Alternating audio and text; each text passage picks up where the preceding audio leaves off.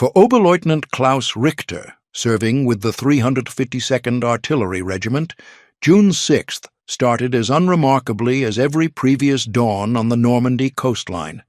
A damp fog drifted across the English Channel, wrapping the world in monochrome silence. Salt air mingled with the smell of wet soil in the pre-dawn cold. The clock had barely passed 5. Just another shift, another morning of tense anticipation. Yet as he peered through his field glasses while the first pale light struggled against the darkness, the ocean itself began to transform. This wasn't the incoming tide, this wasn't approaching weather. This was something beyond belief. Where water met sky, a dark smudge had materialized, steadily expanding, crystallizing, reproducing itself.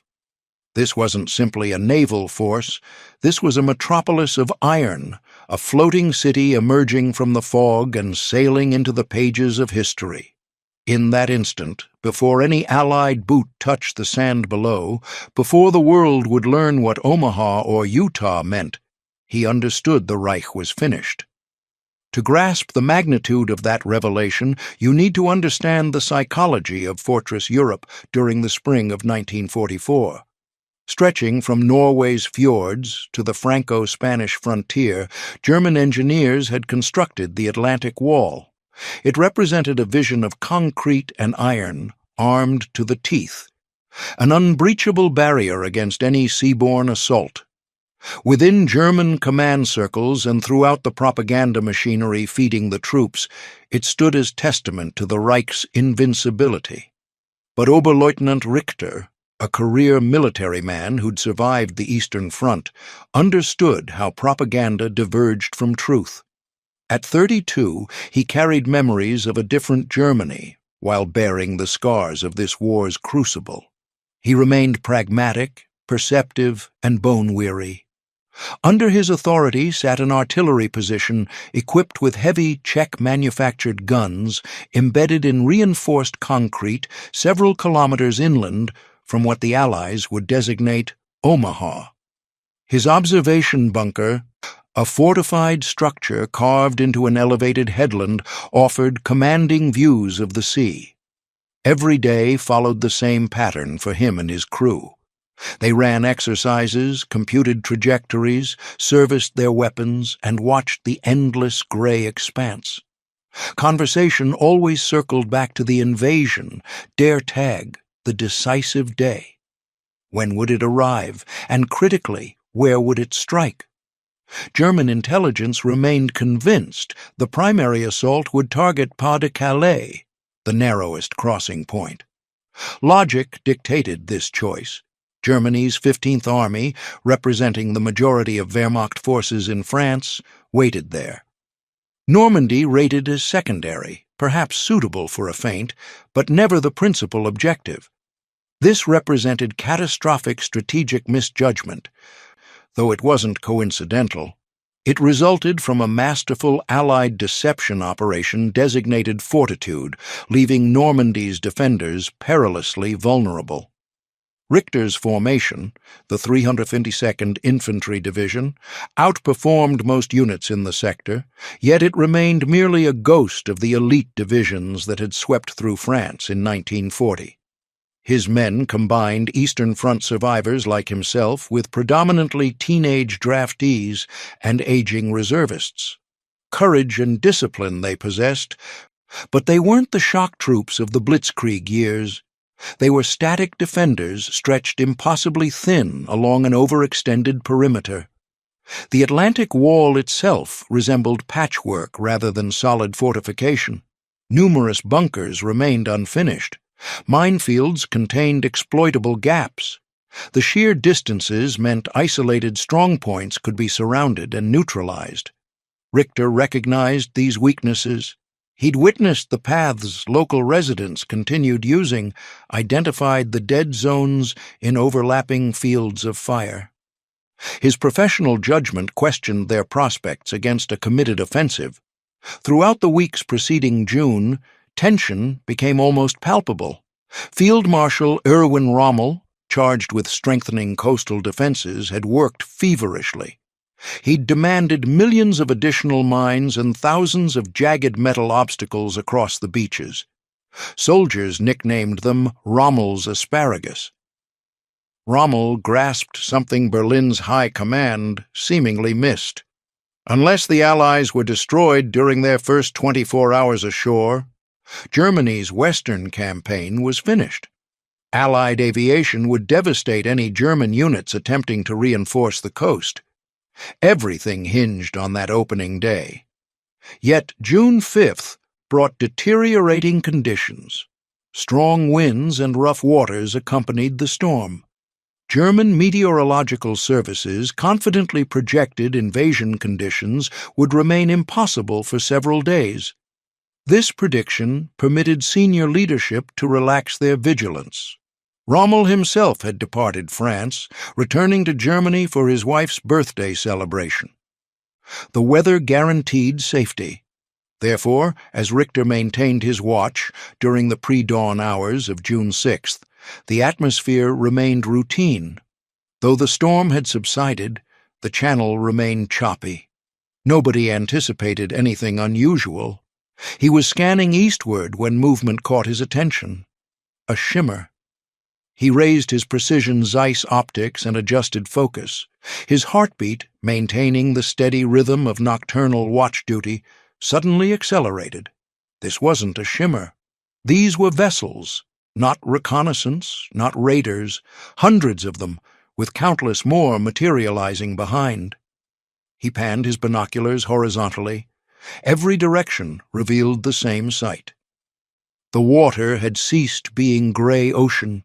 It had become a continuous mass of threatening silhouettes. Cold terror crawled through him. It felt like confronting an impossible equation. For several moments, Richter couldn't process the information. The scale defied rational comprehension. German intelligence had estimated the Allies might assemble perhaps 3,000 ships for an invasion, already representing an extraordinary achievement. What stretched before him transcended those calculations entirely. Attempting to count proved futile. Instinct drove his tactical assessment. He identified the massive profiles of capital ships and heavy cruisers. He observed packs of agile destroyers circling them predatorily. Then came the others, the infinite, innumerable others. Landing vessels of every conceivable design, packed so densely they resembled metal shavings attracted to a magnet. He blinked hard, rubbed his eyes, looked again. The vision remained unchanged, only sharpening as dawn progressed. The official tally for the complete operation would eventually reach nearly 7,000 ships, representing an international coalition of 8 nations. It stands as history's largest amphibious assault force. But for Richter, these weren't numbers. This represented a tangible presence that seemed to warp the horizon itself. It declared industrial capacity so overwhelming that it rendered his entire understanding of warfare obsolete. Germany had erected walls of concrete. The Allies had constructed a bridge of steel. He seized the field telephone with trembling, sweat-slicked hands. Richter reporting from Observation Post 4, visual confirmation of channel activity, multiple vessels. The responding voice sounded fatigued, unimpressed. We're tracking scattered contacts near Le Havre, probably reconnaissance. Monitor and report. Negative. Richter's voice carried strain and urgency. You misunderstand. Not scattered contacts. Thousands of ships. The entire channel filled horizon to horizon. This is the invasion. Silence followed. Disbelief. Richter could practically hear the recipient imagining him as a panicked junior officer seeing phantoms. Near Le Havre, sea state remains prohibitive. Our analysis contradicts your assessment. Richter shouted, his composure fracturing. I'm observing this directly. In God's name, look at the sea. He slammed down the receiver in frustration. The scale exceeded believability. He tried another connection to regimental command and reached his superior officer. "Richter here, sir. The invasion armada has arrived. 10,000 vessels." He recognized his exaggeration, yet in that moment it seemed understated. The major's response conveyed skepticism. "Richter, you're certain? The weather conditions—" "The weather's clear enough to witness the apocalypse, Major, and it's positioned in the English Channel, requesting authorization to commence fire." This time his urgency penetrated. The command structure was paralyzed by imagination's failure. Their strategies, their charts, their intelligence assessments, all were being invalidated by the reality positioned offshore. While Richter observed the armada, High Command focused on inland paratrooper reports, assuming those represented the main threat. Nobody was watching the ocean. Richter didn't await authorization. He bellowed commands to his crew. Awakened by the commotion, they stared from their positions, expressions mixing wonder and fear. They witnessed what he witnessed. Training exercises had ended. This was combat. Heavy ammunition came up from storage. Rangefinders reported distances that seemed impossibly far. The massive gun barrels, silent for so long, elevated gradually, directing their muzzles toward the impossible fleet. Richter remained at his position, optics pressed against his face. He could observe landing craft assembling. He could sense the vibration in the atmosphere, thousands of engines humming collectively. It was the sound of a superpower inhaling, and he was about to cast the opening stone. Authorization finally arrived shortly before 6 o'clock. "Engage at discretion." For Richter, it brought release. The paralysis of disbelief shattered under action's familiar clarity. "Fire!" he roared through the telephone. Moments later, the earth shook as the first gun discharged. Then another, and another. Shells shrieked across the water. Richter tracked them through his optics, professional satisfaction mixing with dread. He observed water columns erupting throughout the fleet. Misses, repeated misses. His crew was skilled. They corrected their aim, maintaining disciplined firing rhythm. Briefly, they scored hits. Richter witnessed direct strikes on an American destroyer, USS Corey. Orange flame burst forth with black smoke blooming. Though historical accounts suggest mine damage may have contributed, from Richter's vantage, his artillery had drawn first blood as the vessel listed, crippled, and eventually foundered. His men cheered. For several minutes it resembled genuine battle. It felt like their training mattered. But the sensation proved fleeting because after Corey was struck, the fleet neither scattered nor hesitated. The formation's gap simply closed. The unending columns of ships continued advancing, an iron tsunami that couldn't be halted. His guns fired repeatedly, yet for each vessel they might damage, hundreds passed untouched. Richter felt overwhelming futility wash through him. He was one man with a bucket attempting to drain an ocean. He looked beyond his own shell impacts and perceived the larger picture. Allied battleships, vessels like USS Texas, were now rotating their enormous 14-inch guns toward shore. Then came the response. It began as distant thunder across the water. He saw flashes from the capital ships resembling silent electrical storms on the horizon. Seconds later, the surrounding air began tearing itself apart. The ground started convulsing. Earth geysers erupted across the fields. The systematic industrial process of demolishing the Atlantic Wall had commenced. Where was Germany's counterattack? Where were the tanks? Where was the Luftwaffe? Richter scanned the skies and saw exclusively Allied aircraft, fighters, bombers, transports.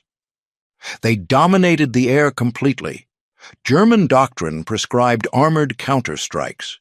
However, the nearest armored formation, the 21st Panzer Division, remained immobilized by confusion and requirements for direct authorization from Hitler's headquarters.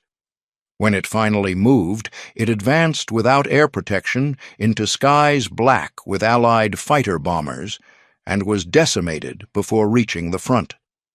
In that instant, with his own artillery firing and steel raining from above, Richter understood this wasn't combat. This was extermination. The Allies weren't attempting to outflank him, they were attempting to erase him. This singular personal revelation of overwhelming power defined the entire Normandy campaign. The narrative of how industrial supremacy eclipsed battlefield tactics remains complex and compelling. If you find these detailed explorations of history's overlooked perspectives worthwhile, consider subscribing to the channel and clicking the like button. It enables us to keep bringing these essential human stories forward. As naval bombardment intensified, something shifted in Richter's consciousness. His tactical thinking shut down, replaced by cold, horrifying clarity.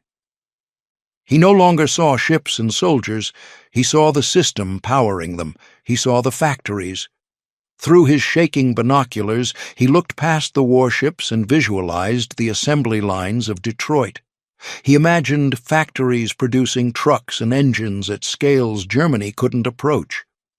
The logistics enabling this invasion, sustaining hundreds of thousands of troops on hostile shores, wasn't miraculous. It was simply the product of that industrial output. He examined skies filled with endless streams of C-47 transports and fighter bombers. On D-Day, the Luftwaffe flew perhaps 300 sorties across all of France. The Allies flew exceeding 14,000. For every German aircraft airborne, over 40 Allied planes operated. The explanation wasn't German courage failing. It was the factories. Then there were the tanks. He knew the German panzer's reputation. Tigers and Panthers were technologically superior, feared by Allied tank crews, but that superiority represented strategic futility. They were complicated, costly, and challenging to manufacture. For every fearsome Tiger rolling off production lines, the Allies were mass-producing dozens of simpler yet devastatingly effective Shermans. Throughout all of 1944, America alone would manufacture over 29,000 tanks. Germany's maximum monthly production never exceeded 2,000. The Allies weren't planning victory through tank quality. They were planning victory by burying the panzers beneath mountains of steel. This was the new reality. This was the industrial mathematics of defeat. All rhetoric about willpower and ideological strength evaporated before these numbers. Nazi ideology had promised that a unified, determined nation could triumph over decadent democracies. But here stood proof that ideology couldn't stop bombers. Willpower couldn't sink battleships. Richter felt profound, almost spiritual despair. He and his men were competent soldiers. They were about to die, not from being outfought, but from being outnumbered beyond comprehension. They were participants in a contest already concluded. He and his men, the entire German army in the West, resembled a finely crafted blade facing a steam-powered forge hammer. The outcome was predetermined. He thought of propaganda posters and the unshakable belief at home in ultimate victory. It was entirely false. Not merely politically false, but mathematically false. German high command must have known. They must have examined the production statistics, yet they'd dispatched him and millions of others to fight an unwinnable war. Little wonder that during the war's final year, psychological strain and confrontation with this impossible truth produced rising suicide rates among frontline officers. They weren't simply fighting soldiers from America, Britain, and Canada. They were fighting the full, unleashed power of the global industrial machine. As sunlight climbed, theory became brutal reality. Naval bombardment reached its crescendo, constant rolling thunder that never ceased. The bunker's concrete shuddered, dust cascading from overhead. Through the observation slit, Richter watched the initial landing craft waves strike the shore. Higgins' boats dropped their ramps, releasing American soldiers into the surf. Machine guns in German pillboxes along Omaha Beach opened fire, cutting into the first men reaching shore. From his elevated position, Richter could observe the terrible drama unfolding, water turning crimson, bodies accumulating. The German 352nd Infantry Division was extracting a horrific toll. Momentarily, defenses appeared to hold. Americans were pinned down. But then the industrial equation reasserted itself. Allied destroyers, witnessing the massacre, executed something simultaneously suicidal and heroic.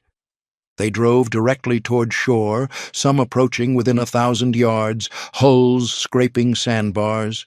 They directed their guns against German bunkers, providing point-blank fire support in maneuvers that turned the tide at Omaha.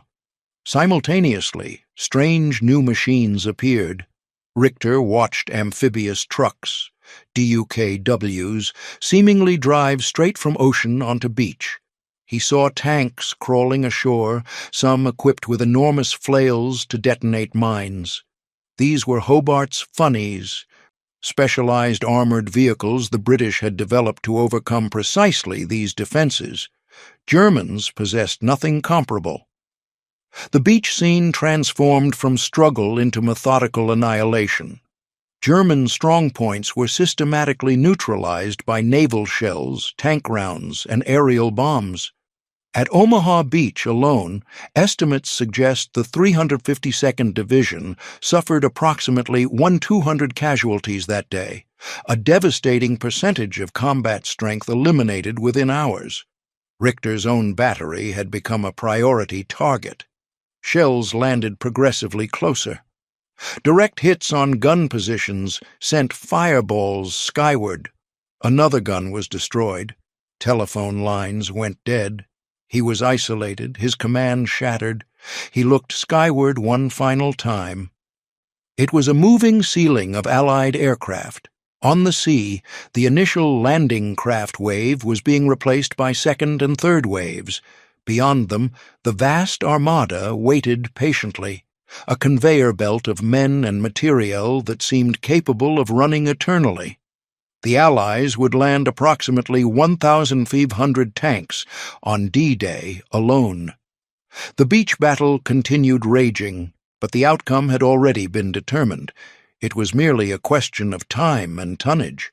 The Normandy campaign would continue another 2 months. The hedgerow fighting would prove brutal and costly, but would change nothing. Every German tank destroyed represented irreplaceable loss. Every Allied tank lost was replaced by 3 more. Every German soldier who fell created an unfillable gap. For Oberleutnant Klaus Richter and thousands of German soldiers who survived that opening day, the war's remainder was merely epilogue. They continued fighting, driven by duty, fear, or patriotism, disconnected from reality. But victory's hope had vanished. It had disappeared in June 6th's dawn light. We often envision the Third Reich's end as gradual, agonizing collapse, culminating in Berlin's battle. But for the Atlantic Wall's defenders, the end arrived in a single horrifying moment of revelation.